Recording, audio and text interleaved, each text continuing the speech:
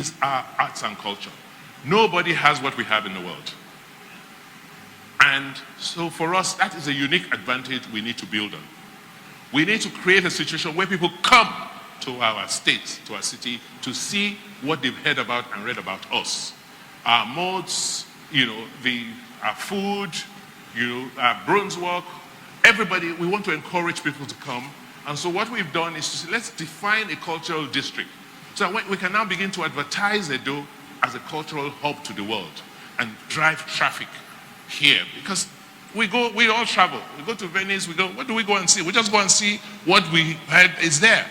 So let's clean up, let's organize, and let's get people to now begin to come and see what we have. See the beauty in our traditional systems, and see the beauty in our landscape. Whether it's culture tourism, whether it's ecotourism, whether it's business tourism, these are areas we want to focus on to drive traffic. Can you imagine if 1 million people come into Edo every year and spend $1,000 when they come? That is more than IGR as a state. We are also using that as using the opportunity to also work with our young people. Our young people are very, very creative. So as a government, we're helping them build in infrastructure so that whether it is movies, whether it is music, whether it's theater, they don't have to spend or struggle to go elsewhere to express themselves. That's why we converted the old warehouses in the Observer premises into the Victor Owaifo soundstage. And we've equipped that facility with world-class audio and video mixing and production facilities so that we can continue to get the young people to produce their films, to produce their music in Benin City and this state. We want to thank Rock TV for deciding to come and shoot most of their home movies in Edo.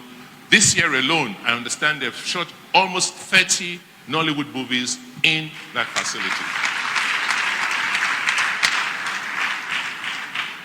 For us, the future is, like I said, culture.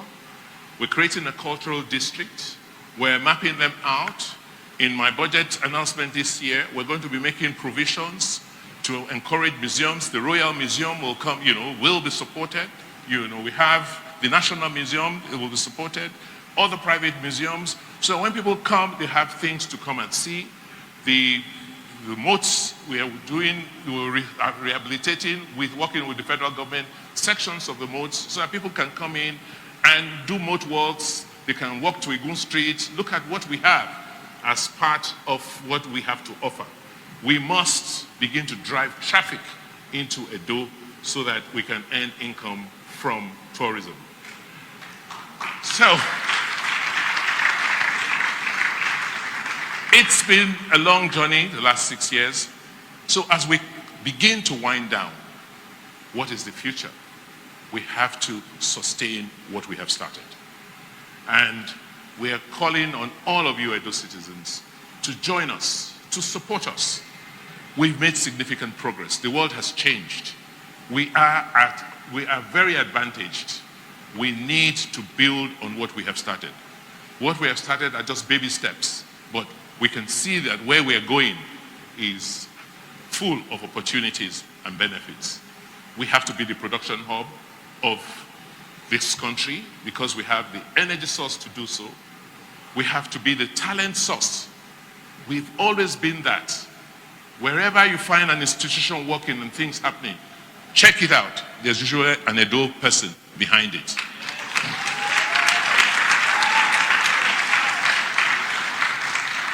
We have to be the culture capital of our sub-region.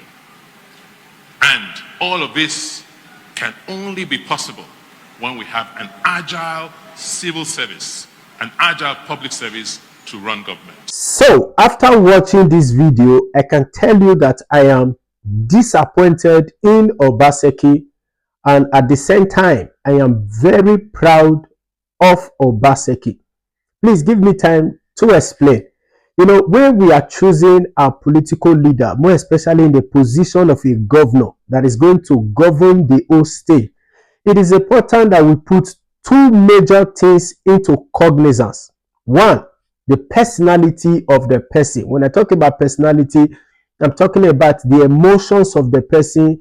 That is where sympathy, empathy, big heart for the people, care for the people, putting the people first comes to play. Then the second major things to talk about is the academic intellectual of the person, and that is why I talk about the career, the academical career of that person. Is that person an economist? Is that person a doctor? Is that person a mechanic? Is that person a comedian? And is that person a lawyer? So things like that. So first, let me address why I will say I am proud of Obaseki. Then I will later address why I am very disappointed in Obaseki. So why am I proud about Obaseki? If you listen carefully about this Alarodao summit, more especially what Obaseki said in that 2022 Alarodao summit, you can look through his words, you can see through his mind, and you will see a man who is talking as an economist, because he himself is an economist. And when you talk about somebody being an economist, you should expect the person to be involved in investment. You can expect the person to be talking about how to raise money. You can expect the person to be talking about how to raise funds. So in the statement made by Obaseki, you can trace all of these things in his mind. He was a man that was speaking from his academical career as an economist that he is. And you can see a man speaking as an economist who has the who embedded in him the idea to see how he can raise fund for Edo State, especially when he made a statement that if we have all of these museum in place, all of these our cultural act in place, and thousands or hundreds of people come to see what we are doing here, and they spend $1,000. He said that will even be higher than the revenue that we get as a state. So you see a man who is talking from the point of an economist, a man who wants to increase the wealth of Edo State through art and culture. Through art and culture. And he also talked about how he is going to support the Royal Museum, also support the National Museum, to see that we have all of these museums around us that people around the world can come and see. And what was also very important that he talked about is how we can traffic people into Edo State, how people can be trafficked into Edo State. And one of the reason the Radisson Blau Hotel was built, and it's not even far from the so-called Moa Museum, is because of if people should start coming in, if the Moa Museum is open, people, they can have a lot of people and where to lodge and stay. And imagine when those people comes in and they begin to spend the $1,000, $2,000, like Obaseki said, is going to help the economy of the state, whether direct or indirectly, is going to help the economy. So you see a man who is talking from his academical career. You don't expect a mechanic to have such idea. You don't expect a doctor also to have, they might have the idea, but how to execute it may be very difficult. So that is why it's very important that if we are choosing who will be our leader, it's so important that we put into cognizance the two factors that I talked about. The personality of the person. Is the person kind? Is the person, does he have a heart for the people? Does he love the people? Does he want to give to the people and not to take to himself? And again, the academical career of the person. Is the person an investment banker that can bring investors into the state and see how it can open the state to a bigger and better opportunity, for example? So that is for that. Then why am I very disappointed in Obaseki? There was a video, I think this was during when the Omonoba Medo Oba Eware II was newly crown as the Oba of Benin, Oba Ratokbe, Obaseki made a public statement on that video, and he also stated a date where he said after that they are going to build the Benin Royal Museum, and on so date the Benin Royal Museum will be built on so day and be opened and commissioned. Obaseki made that statement as in a open place, and it was televised, and to crown it all, before our royal father Omonoba Nedo Uku Akpolokpolo Oba Ewari II, he made that commitment to the Omonoba. If maybe he has made the commitment in a secret place with our father and nobody is aware, okay, let's say, okay, we are not aware, the public are not aware, but you came out and you made that statement, then along the line we begin to hear different controversies changing from Benin Royal Museum to Edo Museum of West African Art. Then he went to Museum of West African Art. All of the controversies came on board. So why am I disappointed in Obaseki is because of I think that is a massive disrespect to our royal father. Because when you want to speak to a king as revered as our royal father, you must be certain of your word, and you must be ready to keep to your word. You must be so you don't just speak to him because you want to speak. You don't speak to him because you just want to say a word. It's not, you don't speak to him like a politician. When you say good afternoon, then you can go and check the time to really check if it's afternoon.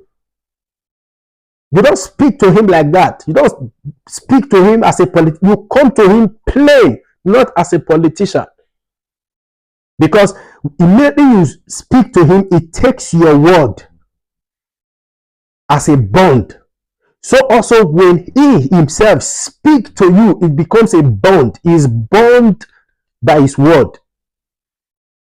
So I do not know the controversies that happen around there and all. I do not know, but I'm disappointed and for the disrespect that the former governor of Edo State shown to the palace. And I was even more disappointed when at some point, even during the Igodaro campaign, they never visited the palace of the Oba of Benin to say, okay, they are campaigning. I was also very disappointed. I was following through. It's just that as I then I was not having my YouTube page then. I was so disappointed at that particular scene of that particular issues that happened, that during their campaign they never visited the Omonoba Nedo to show their interest, just as a sign of respect. I know the Omonoba Nedo will not say, I give you the authority to be the governor of the state. No, but to show that respect,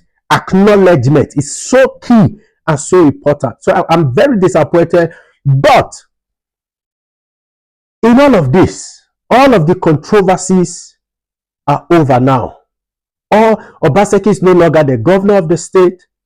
The Moa Museum has been built, ready to be opened.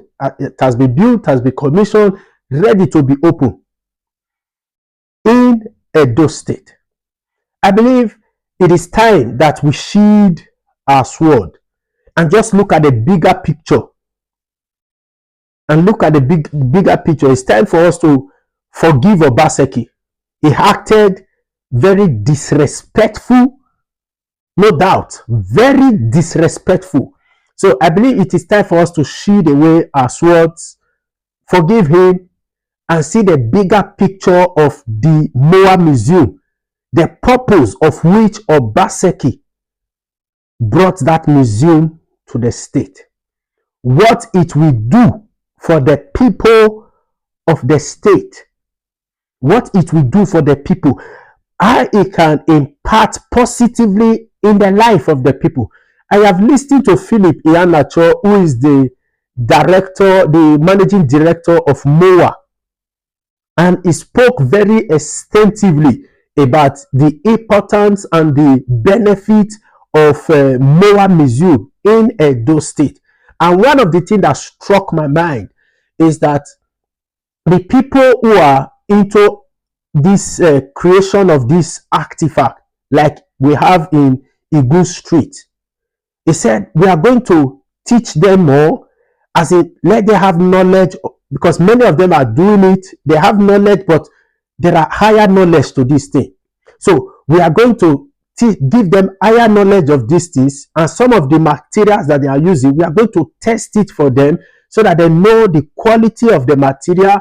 And also we are going to also expose them to global market.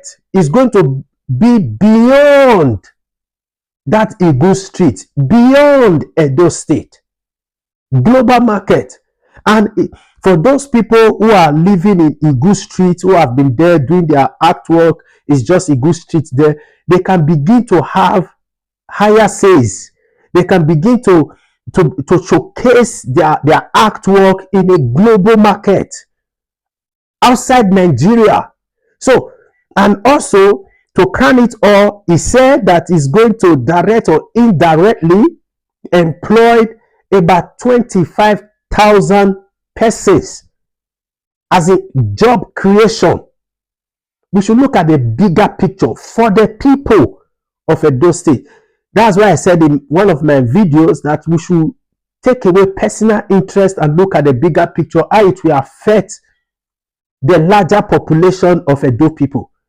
And I also made a statement that if that place is finally opened and is being used, and people actually come to that place to look at what they have there, and there are maybe at some point events, and people all around the world, they all find themselves in Edo State or congregate in Edo State, definitely some will want to take a stroll around the Edo State, take a stroll, visit Igu Street. There are going to be a lot of sales for our people. Those that are in the premises of the Moa, those that are the hotels, the food that we eat and all. Many people, there will be sales, more especially the Edo State. They are planning carnival right now. Carnival. There are people all around the world that want to come, see it as an opportunity to see what we have in Edo State. So we should see the bigger picture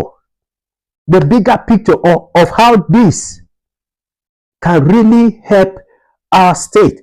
Because I believe that some of those people that will be coming all around the world, immediately they land Edo State, some of them will also be inspired to create something, to invest in Edo State in several ways. They can be, because immediately they begin to move around the city, around the state, they begin to see areas they can invest in.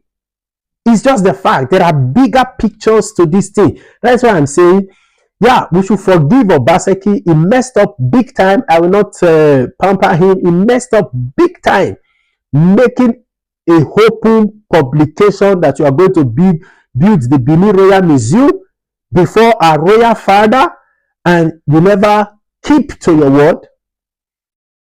And all we started hearing is different name to this museum. Okay, all of these are gone now. We should forgive him and see a bigger picture, how this thing can help us, how it can help us. And again, in that particular video, Obaseki talked about we are going to build the Moa, we are going to also assist in the Royal Museum and also the National Museum. I said it in one of my other videos. It will not be a bad thing. I think it's a good thing if we have several museums all around Edo State. All around Edo State. Now, Obaseki made a promise and failed in his promise.